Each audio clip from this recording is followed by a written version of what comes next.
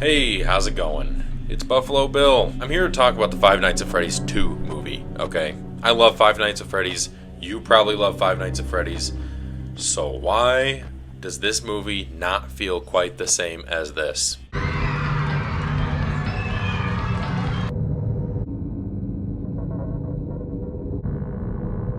Besides the obvious, I think we can all agree one is a movie and the other one's a game. A movie needs a little bit more than a game does, especially a Flash game from 2014. I don't actually know if the original FNAF was a Flash game, but if it isn't a Flash game, it's like a glorified, not Flash game. It was basically point and click, with a few animations thrown in there. Still, really effective horror though, and that's what I want to talk about, is why is this so much more effective than this when it comes to horror. H.P. Lovecraft said, "The oldest and strongest emotion of mankind is fear, and the oldest and strongest kind of fear is the fear of the unknown." I think that quote almost perfectly sums up what makes the first few Five Nights at Freddy's games so much more effective than the movie adaptations. And before I get too much into this, don't take this as me slamming the movies, okay? They're a lot of fun, and I understand they're more of a sci-fi thriller kind of thing, but it did originate from horror roots, so that's why I'm comparing the two. Anyways, it's no secret that Scott Cawthon wasn't a master 3D model creator when he made the first Five Nights at Freddy's game, but I would argue that this actually worked in his favor. All throughout the game, his models are almost always obscured in some way, whether it be poor lighting, camera static, or some obstacle in the way. The greatest example being that we don't actually ever see them move, with the exceptions of jump scares and Foxy running down the hallway. Cameras always go to static before we see them appear somewhere else. Whether that was intentional or just him not being able to fully animate at the time, this allows our mind to decide how they move. Whether you think teleporting around like phantoms or stomping towards the office like giant robots is scarier, it's left up to our own interpretation, for the most part. Obviously, we have sound cues that would lead us to believe they do physically walk to the office, but not actually ever seeing them walk adds to the uncanny factor. It makes it scarier when they appear somewhere they shouldn't be.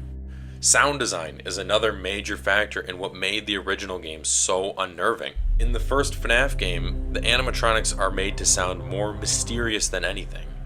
We hear footsteps, groaning, the occasional from Foxy, or even the pots and pans clanking around in the kitchen. Whereas the film sound design seems to focus more on making them sound robotic, and that goes back to the whole sci-fi thing, but it's not effective in making them scary. Take a look at this versus this.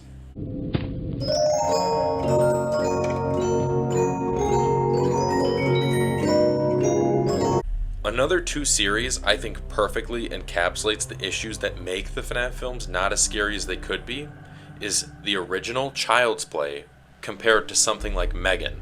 Now they're both about virtually the same thing, an evil doll. There's no doubt a possessed doll or even just an evil doll has massive potential to be unsettling and appear uncanny. But the idea itself is so bizarre you have to toe the line of what's too much versus not enough. For example, a 3-foot-tall Chucky running down a well-lit hallway with a knife isn't very scary, it just kind of looks dumb. But a possessed doll laying in bed with a child, Andy Barkley, watching him sleep is unsettling. It's creepy. That movie still freaks me out.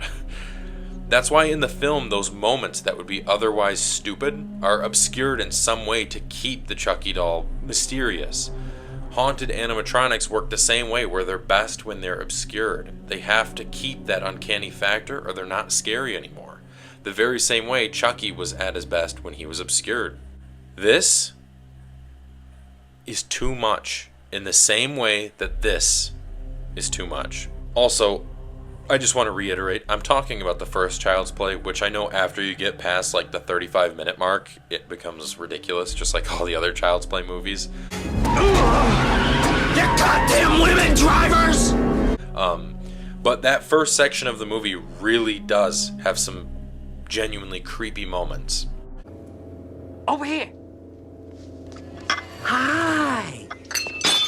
Anyways, that about sums up what I wanted to just blab about on here. I'm a huge FNAF fan, and the movies kind of grind my gears, but I understand it's for a different audience. It's not really meant for me. So with all that being said, do not take this as me saying the movies suck. I think they aren't very scary, but I was definitely entertained. I was there for 1 and 2. I'll be there for 3, 4, and whatever else they pump out. And like I said before, the movies are a sci-fi thriller more than anything, and that's perfectly fine. Scott Cawthon, please keep making more stuff. I was there to play Five Nights at Freddy's in 2014 when I stole my mom's credit card to buy it on my Kindle Fire, and I will be there to see FNAF 3 in the theater whenever that comes out. Anyways, just to leave you guys with something that kept floating around in my head when I was thinking up this video. Sometimes less is more. I'm out of here. Check out some of my other videos, or wait for my future ones. Maybe I'll do a video talking about my Springtrap cosplay. So yeah, see you guys in the next one.